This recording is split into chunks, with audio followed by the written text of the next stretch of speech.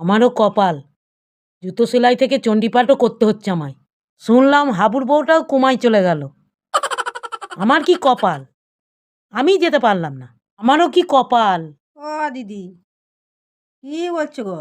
এই দেখো না, শুনলে হাবুর বউ হুম। কোমায় চলে গেছে। ও তাই নাকি? হ্যাঁ, আমার কি কপাল দেখো, ছাগলের ঘাস উপড়াচ্ছি।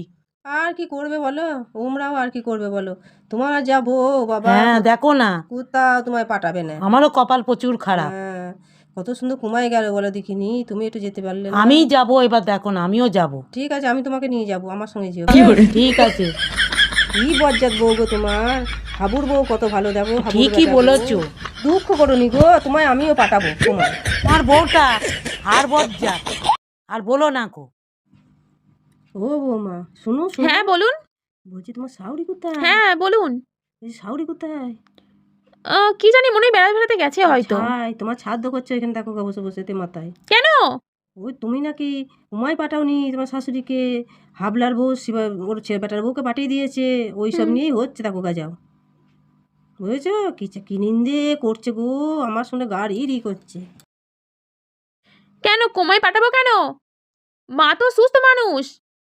আমি আর কি করে জানবো বলো, সুস্থ না অসুস্থ? তা দুঃখ করছিল, তুমি পাঠাতেই পারতে হাবুলের বউয়ের সঙ্গে। হ্যাঁ, তুমি তো বাবু পাঠাতে পারতে, তুমি পাঠালে না। কোমায়? কেন কোমায় পাঠাবো কেন? পাঠাতে পারতে, দেখে আসতো, দুঃখটা থেকে যেত। ও তুমি আমার নামে কি বলছিলে, বলো। ও কি বলছিল গো? কই কিছু বলে না, তোমার কি সুখাত করছিল। আমার শাউরি এই করে, আমার শাউরি ওই করে, এসবই গল্প বলছিল, আবার কি বলবে। তাই ভালো। দেখো গে, হাবুর বেটার বউ ওর শাশুড়িকে কেমন কুমায় বেড়াতে পাঠিয়েছে। তুমি তো আমায় কোথাও পাঠাতে পারলে না। 25-30 হাজার টাকা দিয়ে বেড়াতে পাঠালো, আর তুমি আমাকে পাঠাতে পারলে না। ও একবার আমাকে বলতে পারলো না যে যাবে।